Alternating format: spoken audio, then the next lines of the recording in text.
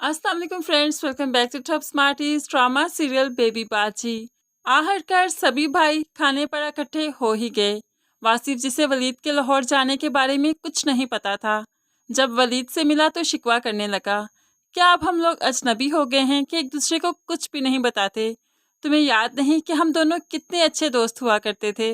हर चीज़ एक दूसरे से मांगते थे, हर बात शेयर करते थे। तो आज क्या हुआ? वलीद की आंखें भर आती हैं, रोने लगता है। ठीक कहा भाई आपने, हम वाकई अजनबी हो गए हैं। वरना हम पहले इकट्ठे रहा करते थे, अब तो एक दूसरे को देखने को तरस जाते हैं। बस इसी तरह से दोनों भाई पिछले वक्त याद कर करके रोने लगे और फिर एक दूसरे के गले लगकर भी खूब आंसू बहाते हैं। अब खाना भी लग गया, खाने की टेबल पर सबको बुलवा लिया गया। तो अजरा की बेटी जो कॉलेज का फंक्शन अटेंड करने गई थी, अजरा की ज्वेलरी में से कुछ चीज़ें निकाल कर पहन कर गई थी, वो भी वापस आ गई।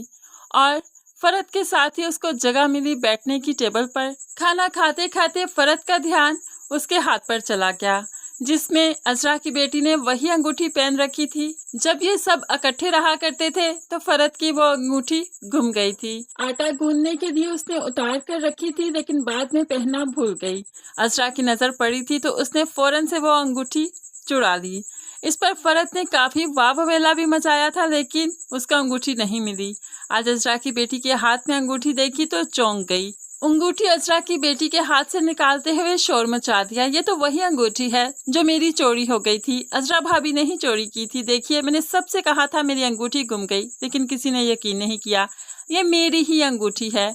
अब तो फरत ने शोर मचा दिया, सब देखते ही रह गए। सभी बहुत हैरान हैं कि वाकई ये अंगूठी फरत की थी। लेकिन यहाँ पर अजरा भला कैसे खुद को चोर साबित होने देती है? वो तो बातों में से बातें निकालकर दूसरी तरफ सबका ध्यान ले जाना खूब जानती है। अब वो बेबी बाजी को सुनाने लगी, ये बहू लेकर आई हैं आप, जो कि मुझ पर चोरी का इल्जाम लगा रही। हमारे घर में कभी ऐसा नहीं हुआ था जो आज हो रहा।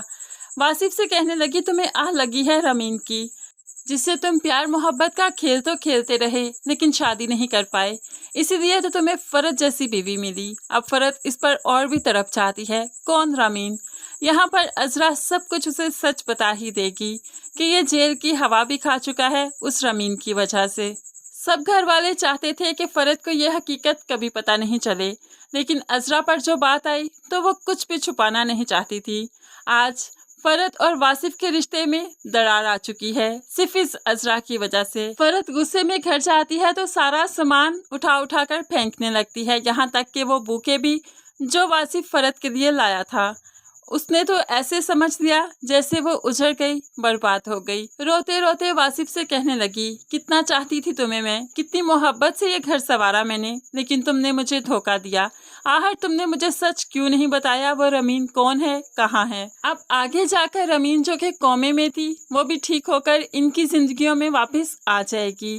तब आएगा इस ड्रामे में असल ट्विस्ट, क्योंकि रमीन किसी भी कीमत पर वासिफ को पाना चाहती है और ये फरत सिर्फ शक की बिना पर वासिफ से अपना रिश्ता खराब कर लेगी। लेकिन फिर भी आखिर में वासिफ फरत का ही होगा, रमीन कामयाब नहीं हो पाएगी।